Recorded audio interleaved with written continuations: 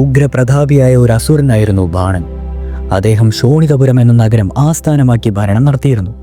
ത്രിലോകങ്ങളിലും കീഴടക്കി വിശ്വവിജയിയായി തീരുക എന്നത് ബാണന്റെ ആഗ്രഹമായിരുന്നു.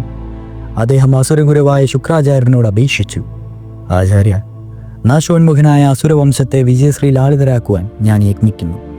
എൻ്റെ കഴിവുകളെക്കുറിച്ച് ഞാൻ ബോധ്യവാനുമാണ്. ശക്തനും പരാക്രമിയാണെങ്കിലും പ്രബലന്മാരായ ദേവന്മാരെ പരാജിതരാക്കുവാൻ എനിക്ക് സാധിക്കുമോ എന്നത് സംശയമാണ്. എൻ്റെ ഈ ആശങ്ക പരിഹരിക്കുന്നത് എങ്ങനെയാണ്? അസുരശ്രേഷ്ഠ, നിന്റെ ആശങ്ക അതുല്യ മേഖലകൾ എത്തിപ്പിടിക്കുവാനുള്ള നിന്റെ ആഗ്രഹത്തെ പ്രകടിപ്പിക്കുന്നു. ഉണ്ണി, നീ ആഗ്രഹിക്കുന്ന പ്രകാരം വിശ്വവിജയയാകണമെങ്കിൽ കാരുണ്യാനിധിയും ക്ഷിപ്രപ്രസാദിയുമായ മഹേശ്വരനെ തപസ്സനുഷ്ഠിക്കുക. അദ്ദേഹം പ്രസാദിച്ചാൽ നിന്നോളം തുല്യനായി മറ്റാരും ഉണ്ടാവുകയില്ലെന്ന് തീർച്ചയാണ്. ശുക്രാചാര്യൻ ഉപദേശിച്ചു. ശുക്രാചാര്യരുടെ ഉപദേശപ്രകാരം ബാണൻ ഹിമാലയത്തിൽ പോയി തപസ്സനുഷ്ഠിക്കുകയും ചെയ്തു.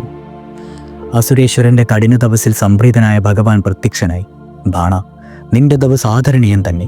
പറയുക, എന്തു വരമാണ് ഞാൻ നിനക്ക് നൽകേണ്ടത്? ഭഗവാൻ ആവശ്യപ്പെട്ടു.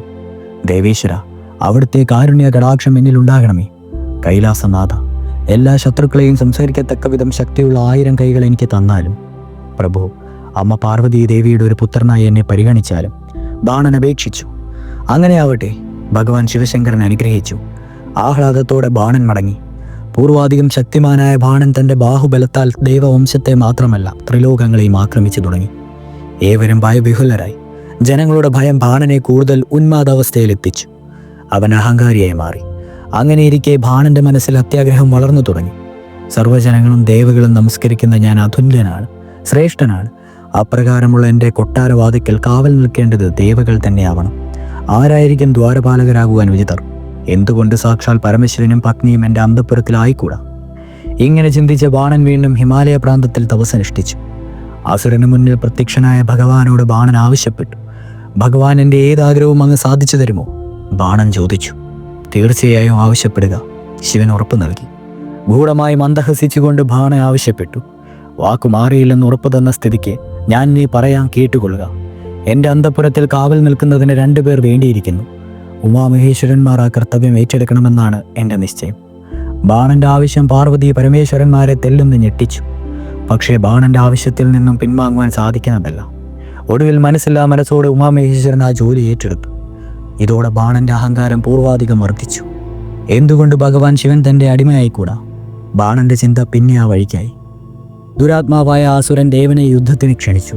ദ്വാരപാലകന്മാരായ ശിവ, നീ ധീരനാണെങ്കിൽ ആയുധമെടുത്തെന്നെ നേരിടുക. ബാണന്റെ വെല്ലുവിളി പരിഹാസത്തോടെ ഭഗവാൻ സ്വീകരിച്ചു. അല്പനായ ബാണ, നീ ആരോടാണ് യുദ്ധകാഹളം മുഴക്കുന്നത്?